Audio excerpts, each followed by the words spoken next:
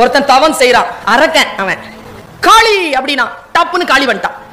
ஆதி பராசக்தியை நான் கொல்ல வேண்டும், எனக்கு உபாயத்தை சொல். அவள் சொன்ன உபாயத்தை நான் சொல்கிறேன்.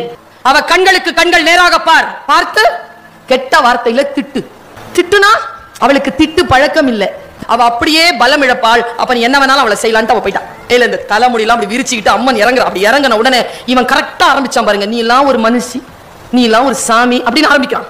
அவளுக்கு என்னடா இது போர் புரியதானே வந்தா இவன் கெட்ட வார்த்தை சொல்றானேன்ட்டு புரியல அவளுக்கு. அவ அப்படியே வெளவெளத்து போய் இத்தனும் ஆயிட்டாங்க. தெய்வாளை எடுத்துக்கிட்டு அவளை ஓங்கி அடிக்கிறதுக்கு வந்தான் பாருங்க. எங்க இருந்தோ வந்துட்டார் சிவபெருமான். சக்தி அப்படின்னாரு. அவன் எழுந்திருச்சு நின்னுட்டா. நான் சொல்லுகிறேன் அடி, நீ பேரழகி, நீ நிர்வாகத்தில் சிறந்தவள், நீ ஆற்றலில் உயர்ந்தவள், நீ அறிவில் சிறந்தவள், எழுந்து போராடு அவனோட. உடனே எழுந்திருச்சு போராடி அப்பவே கொலை பண்றா. அன்றிலிருந்து அவளுக்கு துர்கான்னு பேரு. நமக்கு முன்னால இருக்கிறாள், நம்ம சக்தி நிலையை இழக்கணுங்கிறதுனால தான் கெட்ட வார்த்தையில பேசுறான். அதை இக்னோர் பண்ணிட்டீங்கன்னா அவனை எளிதிலாக ஜெயித்து கொண்டு போகலாம்.